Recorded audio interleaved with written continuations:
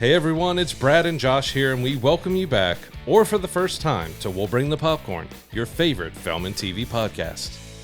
I'm going to kick it off with M3Gan 2.0. So this is a sequel to M3Gan, Blumhouse's, horror comedy that they did. It's set 2 years after M3Gan, but it kind of abandons the horror. It goes straight sci-fi action comedy, and it does it with very mixed results. This felt like a film where they didn't really know what they wanted to do, so they just threw as much stuff in as they could, and it just didn't really mesh well to me. It was just like, you kept jumping back and forth, and we're going to do heavy spoilers. It's been a couple weeks now since this has come out, but it felt like it jumped around so much, and with horror films, you definitely, reality and making sense, you kind of throw out the window. When they change it from being horror to action sci-fi comedy, you're kind of looking for a cohesive story, and it really wasn't there, because we pick up that, Gemma has kind of moved on from the AI. She started another business where they're still making tech, but they're trying to make tech without AI or anything else in it. But of course, you bring in another guy who owns a company who does chips that he puts, neurochips and stuff, and you bring him in wanting her to work for him, but it all just didn't work very well for me. Yeah, it didn't mesh well. It felt like what they were trying to make was like Terminator 2 almost, kind of, because there were a lot of allusions and like similarities in what they were trying to put together. So you have this new artificial intelligent bot named Amelia that's like this upgraded version of M3Gan, right? That could be this tactical military, type entity, and it goes haywire right off the gate, and you have this rogue renegade, artificially intelligent, sentient type being attacking, people, and you have to go to Old Faithful and M3Gan to kind of help, save the day here. It felt very Terminator 2-esque, but this was very much not Terminator 2, obviously. Like, it was completely over the top, and I think they kind of toned it down, where you still have some of that action, a little bit of that brutality, but not on the same level. It's like they abandoned what made M3Gan unique in like its storytelling, and kind of just threw it out the window and decided to make an action film as the second one. And I just think they've really missed the mark with that, because this just it didn't hit where it needed to hit, and it felt almost kind of rushed together. And we're like, okay, now we're just gonna make M3Gan like this action superhero-y kind of character, and it just didn't work. There were so many misses on this for me that I think they definitely missed the mark on this one.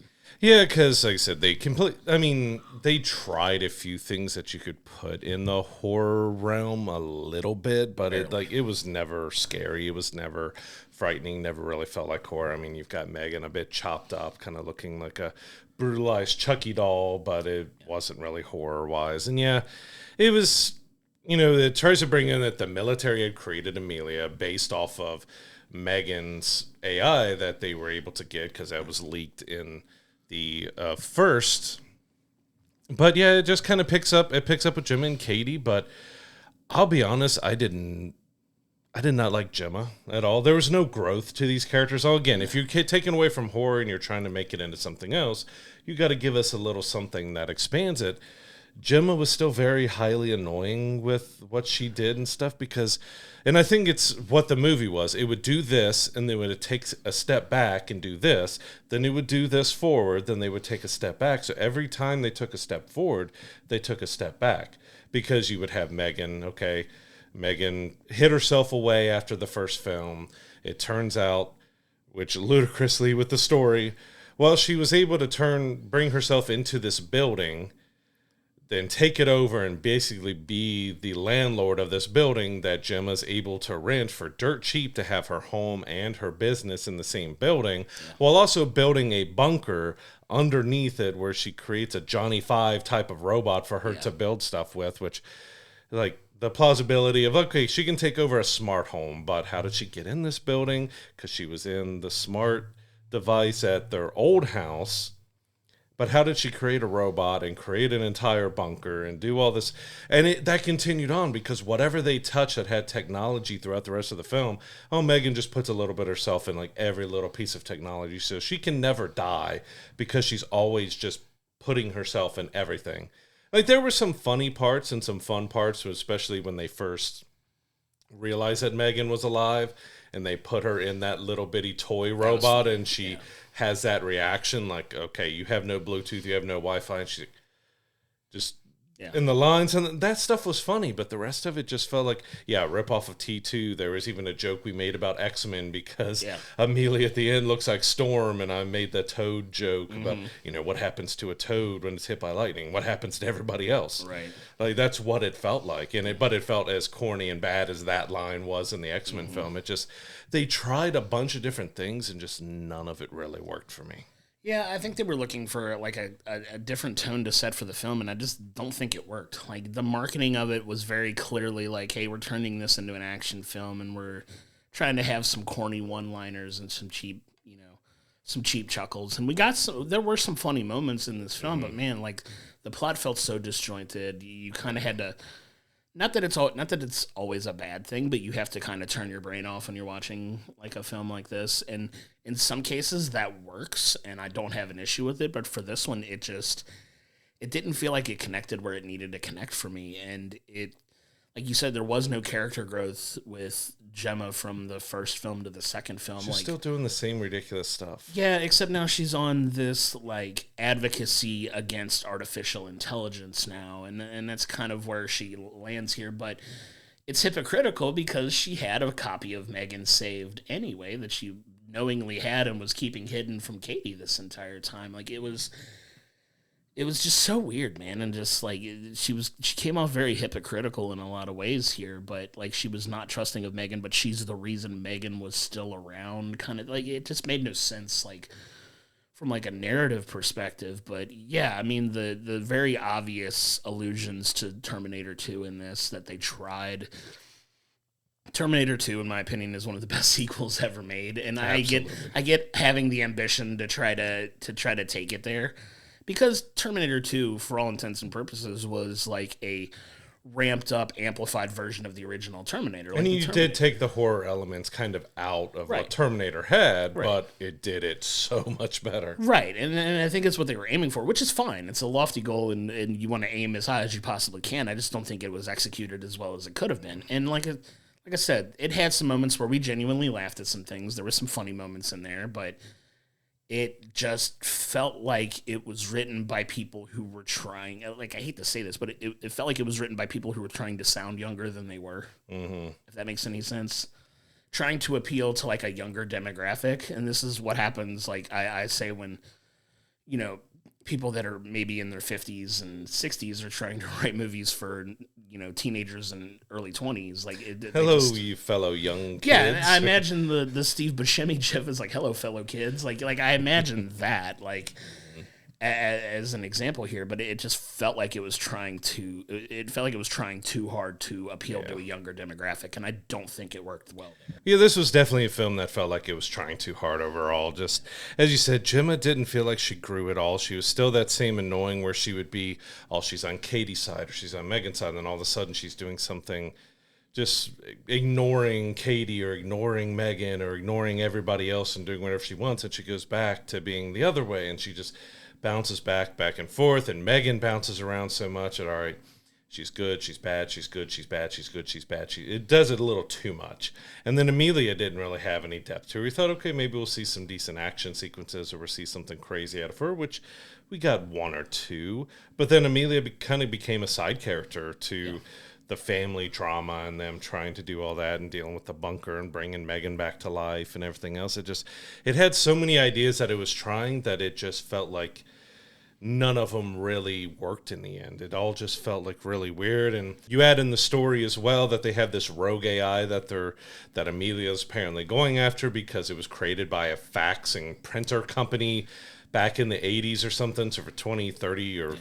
It was a while ago. I don't even remember when it was, but it said it's been sitting for 20, 30, 40 years, growing, learning, so that this could be the AI that destroys the world. And they have it, just sitting inside of their building, that this fax and printer company has this, like, extreme security where they have, like, 30 floors, and they have armed security guards on every level, and they have it under this big technological lock and keys. It's like, okay, it's a printer and fax company, has this like man. Lex Luthor type of cave underneath their printer company. And it's like, and like the kind of main villain that you end up seeing was the main villain kind of all along.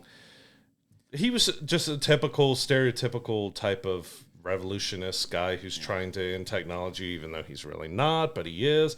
Because it was like, okay, I need you all to be quiet. I got a Zoom call with the Department of Defense or something, or the U.S. Embassy, or NATO.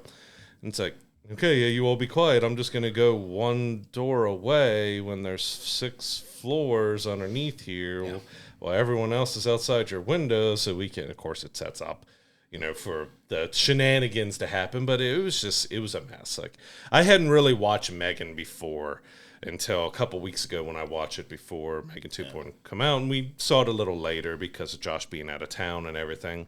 And I enjoyed for what it was, and this just felt like a step backwards.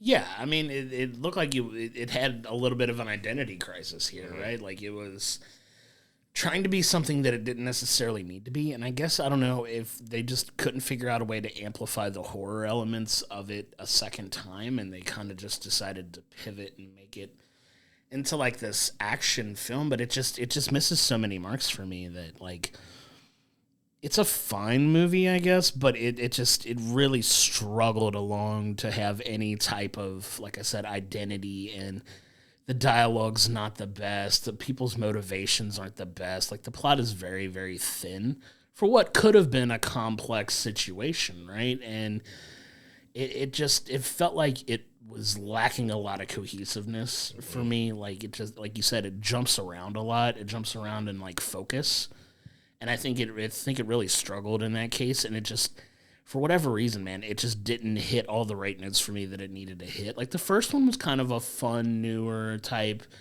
take, and I think the writing on that one was significantly better than the writing on this one. And you had that horror element, you had the the danger of the artificial intelligence, bot kind of doing whatever it takes to fulfill its directive. In this case, it was a lot more sentient and learning and dealing with complicated emotional things and things like that. And it didn't connect for me the way that I was hoping it would. And it just really missed the mark. Like I said, it struggled to find its identity and keep a plot that just made, in the end, no sense. Like, there were so many issues I had with it that it's one of those that doesn't have a high rewatchability for me at all. Yeah, M3Gan 2.0 was in the end a disappointment. It left the horror elements behind to try to be a sci-fi action comedy, but none of it really worked. The story felt like it was slapped together, pieced together. You had no character growth. Even with something horror-wise, you don't really expect a lot of that. But it's the same annoyances that we saw in the first movie with some of the characters are still there. We got so much back and forth of characters just, I'm this way now, I'm this way, I'm this way, I'm doing that. It just didn't work. There was just so much that didn't work. It tried to be a Terminator 2 clone. It failed miserably at trying to do that. We'll see if it does end up getting a third, to see if they go back and maybe go back to horror and change it up a little, because it was a horror comedy, and this just went straight sci-fi action comedy, which the action wasn't that great. The sci-fi elements were kind of laughable, and the comedy only hit a few times. So I'm giving this a 5. It was a very kind of mediocre film that just didn't really have an identity.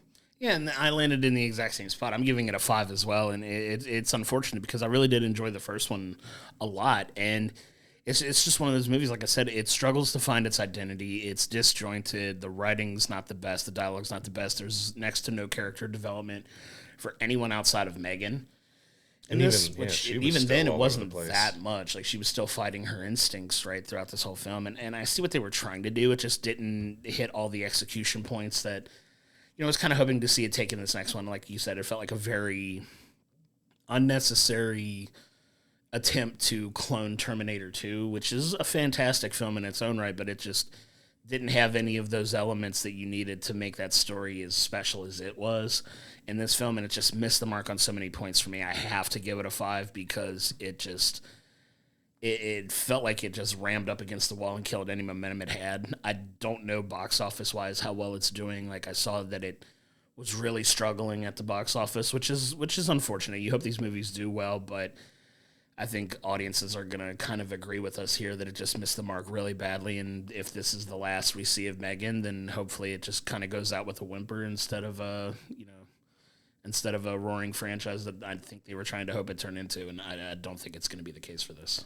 And so M3Gan 2.0 is still in theaters right now. We don't know how long of a run it's going to have because of the disappointing box office. So, most movies are having kind of that 18-day window. It's kind of in towards the end of that. So if you want to go check it out, go check it out. It'll probably be on demand and streaming soon.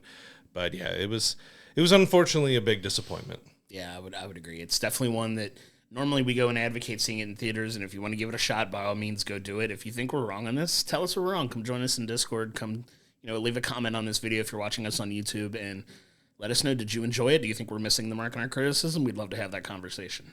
To find all of the episodes of We'll Bring the Popcorn, go to our YouTube page, hit the like and subscription button so you're getting our episodes when they drop each and every Monday. If you're listening to us in the audio room on any of the podcasting platforms that we're on, please don't forget to give us a 5-star review. It really helps elevate the profile of the show. And don't forget to go to willbringthepopcorn.com, where it has all of our archive videos, all of our social media information, as well as our merch store, so you continue to support the show in that way. We cannot thank you enough for your continued support.